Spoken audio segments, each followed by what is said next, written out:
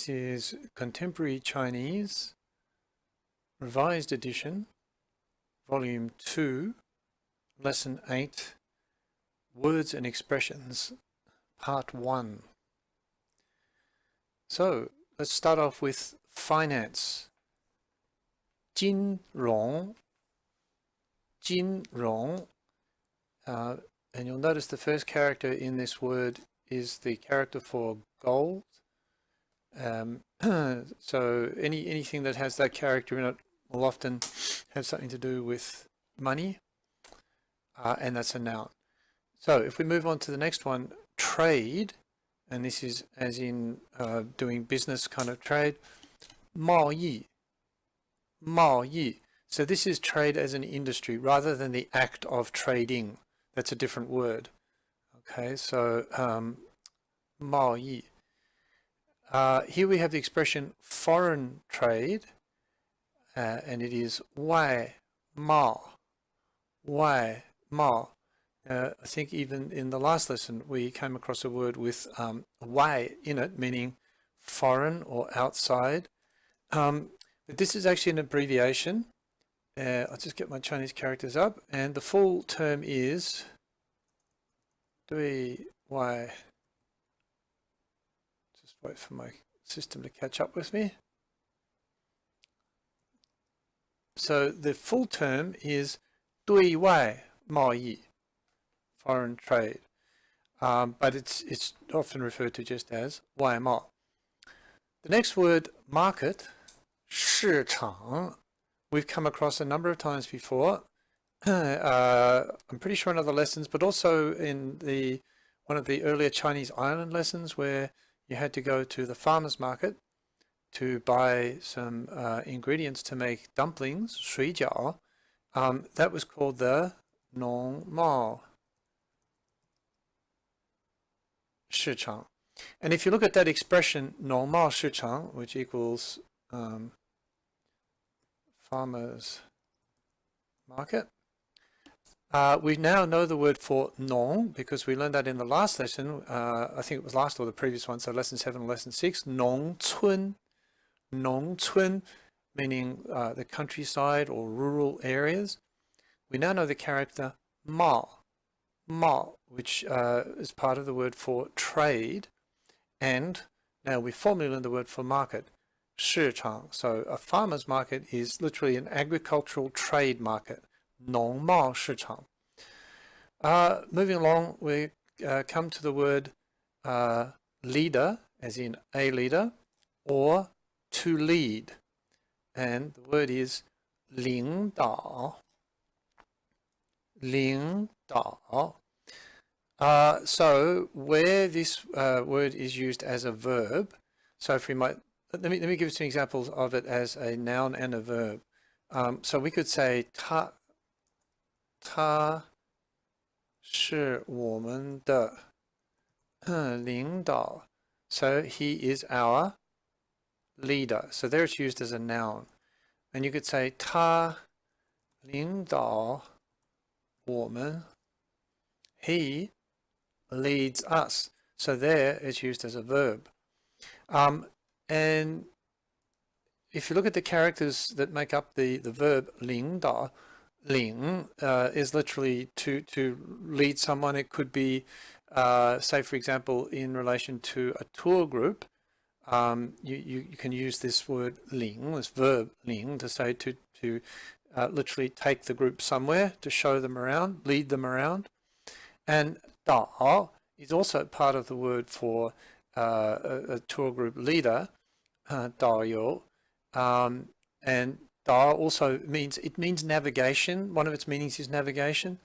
So when you think about a 领导, a leader, it's in a way, I guess, somebody who is directing you and acting like, I guess, navigation in relation to things that need to be done. The word that I just said for tour guide was 导游. 导游, just in case you wanted to learn that one. That's a tour guide, and you can see the character 导 in that, and then the character 游 for 游泳, which means swimming. Okay, so also just to point out, 领导 can be pretty much at any level. So it could be up at national level, and they often refer to 国家领导, 国家领导. So these are the sort of the senior leaders of the country. So 国家领导. That's how they're referred to often in China. So this is the president and the prime minister and the chairman of the party and so on. They're called 国家领导. It can be at a company level. So when you're referring to the senior managers of the company, they're often referred to as 领导. It can even be at a department level. It's just whoever the most senior people are at whatever level it is, they're often referred to by the people below them as 领导. And we have an example here then of somebody who could be considered a 领导 in the place that they work. And the example here is 经理, 经理, which is a noun. And so, yeah, people underneath this 经理 could refer to them as 我们的领导. So our leader, but in the sense of our, a senior manager or a manager that's above us at the very least. So with 经理, it's both a noun in the ordinary sense where, 他是外贸公司的经理. So we have our word up here, 外贸, and then you can talk about, I think we've talked about this before, 外贸公司. So a foreign trade company. So 他是外贸公司的经理. But you can also use it as a title to address someone. So let's just say the person's name is, surname is Wang. So you would address them as Wang Jingli. Wang Jingli, manager Wang. And we've seen that with the job title 老师. 老师. That can also be used to address somebody. So, for example, in my case, with my Chinese name, I could be addressed as 陈老师. So these job titles often become the title by which people are addressed.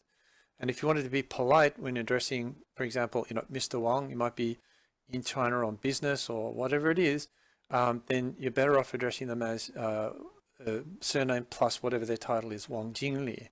If they're a deputy Jingli, deputy manager, so that's Fu Jingli. Fu, I'll just put that pinyin there for you. Fu, and that means a deputy. So long as the full Jingli is not present, then you would refer to the Fu Jingli, the deputy manager, as Jingli when you're addressing them. So if the full manager was present, you might address the deputy manager as, Zhang Fu Jingli. But if Mr. Zhang is just there on his own and the full manager is not there, then you would refer to him as Zhang Jingli. That's just one of those customary things in China when you're on business. So the next one, cell phone, or what we would call a mobile phone. 手机. 手机. So that is kind of self-explanatory when you look at it. Sorry, I just realized some of my characters have probably gone off screen. Let me just check and see where I said Fu Jingli and Daoyo. Okay, my apologies for that. Let's just see if I can fix that over here. Just change that a little bit. Sorry about that. 手机, so literally it's a hand machine, so it's a telephone. This is a very modern word, of course. Now here they say short message. What we really mean is this is a message which is sent via phones. So 短信, SMS. This is what we would call an SMS. Yeah, so in Chinese they're called, sorry about that, they're called short message, 短信. And the verb that you use for this is, I might just do it over this way a bit more because otherwise it'll go off the screen.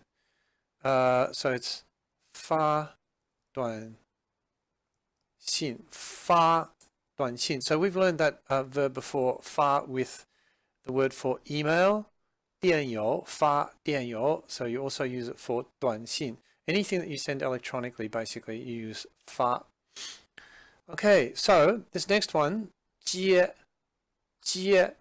If we look at the second meaning first, I'm sure that you can, even without me telling you, you can work out how to say to answer the phone. So basically it is 接电话.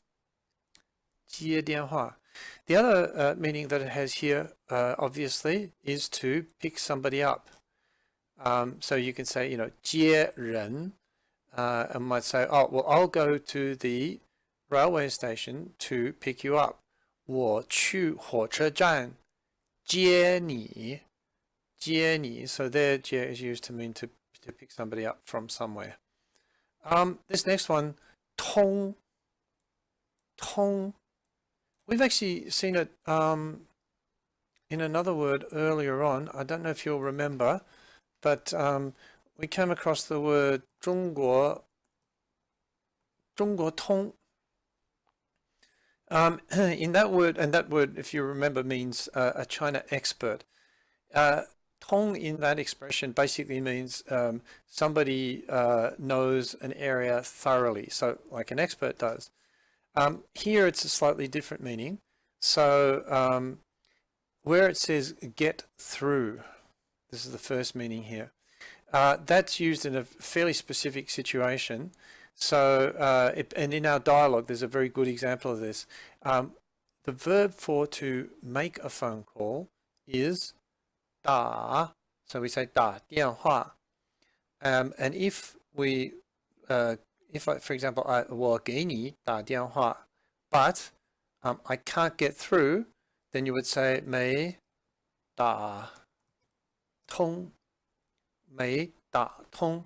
So effectively what we've got here is, a verb plus a verb. And in this lesson, in the grammar, we will look at what is called verb plus, oops, this is going to go off the screen, I think, resultative complement. Now, I'm not going to talk about it here now, but basically what it is a verb followed by a verb. The second verb, first verb tells you the main action. So in the case of 打通, the main action is 打, making the call. And the second verb tells you the result of that first action. 通, meaning that you made the call and you got through. So we'll talk more about that when we talk about grammar in the actual lecture itself. Okay, so moving along, we've got our next one here, which is 推迟. 推迟, to postpone, or delay something or put something off. So what's interesting is that 推 means to push, and 迟 here means late. So it's literally to push something off to later. 推迟. And that's a verb, and that's one of those verb plus verb combinations. You wouldn't split those characters apart for any reason. The next one is an interesting one. 安排, 安排, and it can be both a verb, to arrange, or a noun, an arrangement. So, for example, we might say something like, I will arrange for you to go and meet Manager Wang. 我安排你去见王经理. I might just pop that in there. 我安排你去见王经理. So there, 安排 is used as a verb. 我安排你. Then also it can be used as a noun. So you might say, oh, well, I will make an arrangement for you. 我. Now here we'll use a preposition that we've come across before, I'm sure. 我为你做安排. So in this second example, here 安排 is used as a noun, and the verb is 做, so 做安排. And also where it's used as a verb, both characters are verbs. Okay, so you wouldn't split that up, those two characters apart where 安排 is used as a verb. This next one, 访问. 访问. Now it says here visit, and that is correct. However, this is only when you're making an official visit. So in other words, if you were going to see a friend, if you're going to visit a friend or visit your parents, you would never say 访问. It's only in reference to official visits. So for example, when the Chinese president 中国主席 comes to Australia, 来澳大利亚 to meet with our Prime Minister, 见澳大利亚总理.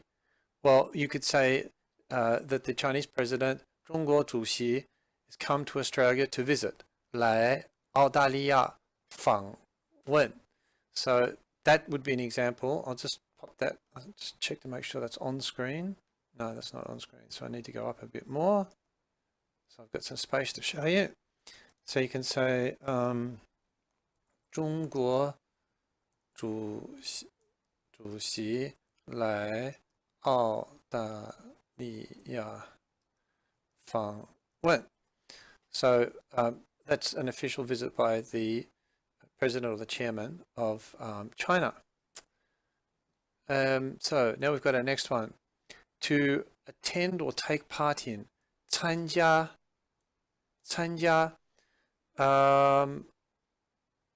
Yeah, so for example, something that's relevant to you guys in the coming weeks is 参加考试. So I think in our last lesson, we learned a number of different kinds of 考试, didn't we? So we could say 参加听力考试. We could also say 参加口语考试. Okay, so 参加 can be used with things like 考试 to attend or take part in an exam. Another example outside of the study example is, for example, 参加晚会, meaning to take part in or attend a party. So this is 晚会, an evening party. There is a word in Chinese now that they use for party. I think it's called 派. I think it's this one. 派对. 参加派对, to attend a party. So that's the chosen characters in Chinese which are very close in sound to the English. Transliteration. It's called this is the last thing I can type at this on this line. Transliteration. Okay, so moving on, we now have 航班, flight number. That's fairly straightforward. So in reference to an aircraft, so when you're flying to China, you might ask about 你坐什么航班? 你坐什么航班? 你坐什么航班? What flight are you on, or what flight number are you on?